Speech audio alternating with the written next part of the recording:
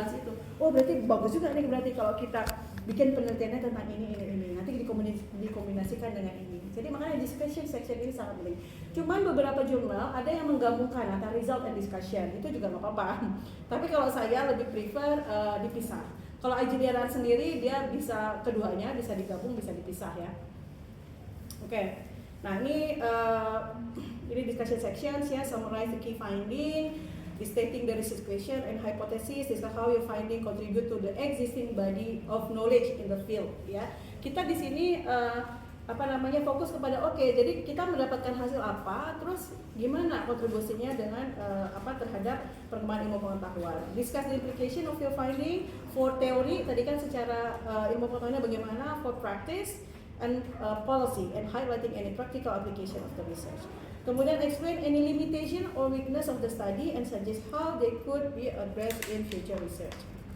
Ya, kemudian discuss unexpected or unanticipated findings. Jadi kalau tadi kan memang di result itu ada, kalau kita mau pisah antara result and discussion, berarti cukup di discussionnya saja. Berarti di result itu fokus hanya apa yang menjadi hasil penelitian kita tanpa ada referensi. Kalau mau result and discussionnya dipisah ya, gitu. Kemudian evaluate the strength and weakness of the study design and methodology and suggest how future studies could be improved. Discuss the generalizability of the findings and any implication for future research. Address any unanswered questions or area for future research. Ya, jadi selalu nih kita sebagai penulis harus kasih rekomendasi juga, penelitian lain ini harusnya melakukan apa ya. Kemudian use references to support ya, ini juga bahasa. Nah ini conclusion sections. Remember that the conclusion section is critical for summarizing the main finding of the study and placing that in broader context. Yeah, a well-written conclusion should leave readers with a clear understanding of the main contribution of the study and its practical implication as well as direction for future research. Nah ini conclusionnya ya, restating research questions and summarizing the key finding, emphasize the main contribution, discuss and practical implication, address limitation, and discuss the generality. Kemudian juga highlighting the strength and significance of the study, and with a clear, concise statement. Kemudian avoid introducing new information or argument. Kemudian ya, biasanya tapi conclusion itu nggak terlalu panjang ya. Nah, kemudian baru terakhir kita lihat abstraknya. Jadi abstraknya selalu dibuat terakhir. Jadi jangan bikin paper. Tapi kalau misalnya ikut IUS ya memang harus abstraknya dulu ya. Oke, tapi sebaiknya memang abstraknya di akhir ya, karena abstraknya the first thing readers will see when deciding whether to read your full manuscript. So it should be written and engaging. Jadi itu jualannya kita kan. A well-written abstract should provide readers with a clear understanding of the study's main finding and contribution to the field, and encourage them to read the full manuscript ya. Jadi dia began with a concise statement, describe the study design ya. Jadi biasanya IMRAP ya kalau abstrak itu kan ya, introduction ya, apa yang jadi research question, objective, kemudian metodenya, kemudian summarize the key finding, state the main conclusion ya. Gunakan bahasa yang baik. Nah kemudian use active voice and present tense to convey a sense of immediate. Ya. Jadi seringkali kita kan menggunakannya passive voice ya kan ya. Jika penelitian ini dilakukan, the study was conducted-nya. Jadi akan lebih baik kita pakai kalimat aktif, misalnya we conduct ya. Jadi yang lebih aktif ya. Kemudian include keyword relevant to the study. Kok nggak ada ini ya? Layarnya apa nggak muncul ya? Share screen. Hah? Share screen-nya nggak ada. Tapi di sini masih share screen. Di ini masih ya. Oke. Nah kasihan ya di sini berarti. Kemudian tadi ya clear, concise and engaging. Ini title ya. Title ini juga harus jangan yang biasa-biasa aja ya. Jadi kalau kita misalnya bikin title-nya kayak judul skripsi. Misalnya apa tadi? Hubungan antara tingkat pendidikan dengan itu nggak menarik banget, orang nggak akan baca gitu ya. Jadi buat title yang semenarik mungkin ya. A well-written title should provide readers with a good idea of the focus of the study and encourage them to read on. Ya ini keep the title. Nah tapi ini lihat panduannya juga ya. Tapi typically no more than 10 to 15 words. Kemudian use keyword relevant to the study. Jangan gunakan keyword yang sudah ada di title. Itu boros namanya ya.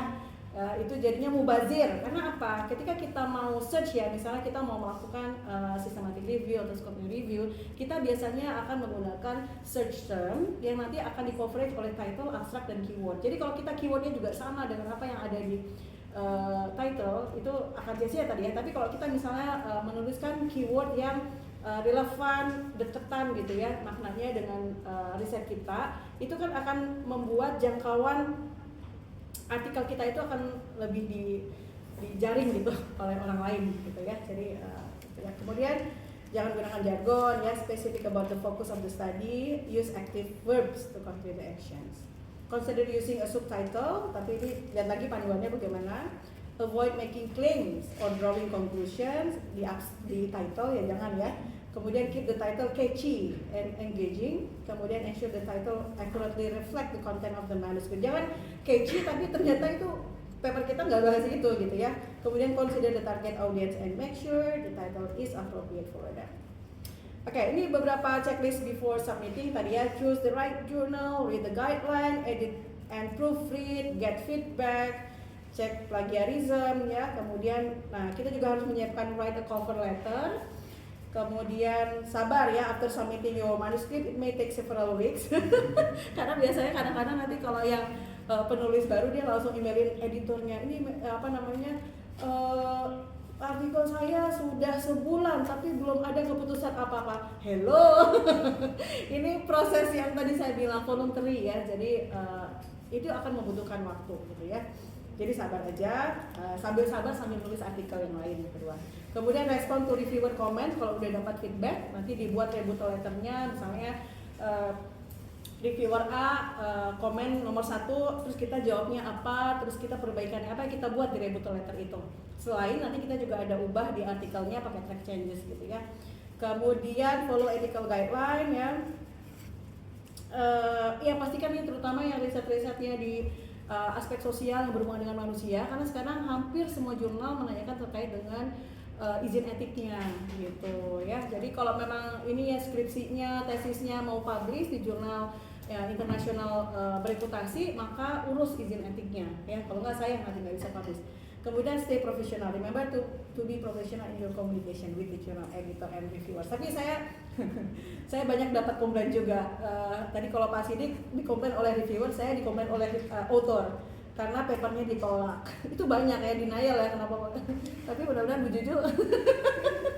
Tapi itu normal terjadi ya, karena di papernya di reject atau bahkan ada yang duplication submission. Jadi dia udah publish di IJDR, udah submit di IJDR, dia submit juga ke artikel ke jurnal lain, karena tadi mungkin lama dia proses ini kan, ya udah dia mau cepet-cepet dia ini juga, nah itu nggak boleh, itu akan kedetek gitu ya.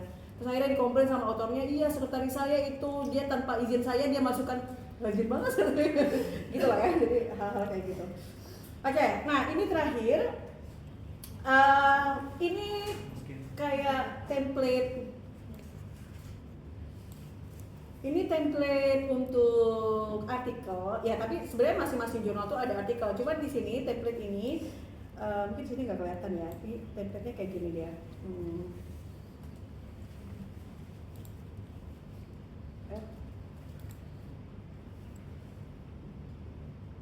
Nah ini kayak gini.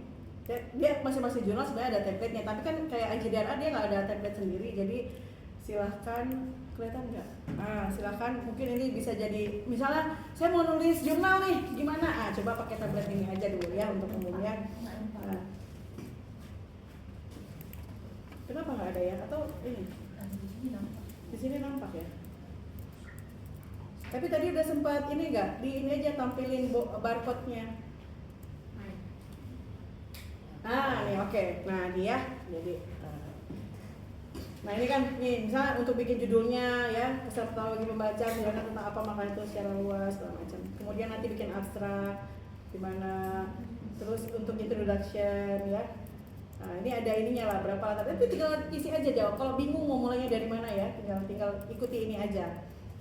Ini ya, material and method, gimana ya. Nah, kalau misalnya bingung ya, mau mulainya dari mana, bisa pakai template ini. Oke. Baik, mungkin itu saja dari saya. Intinya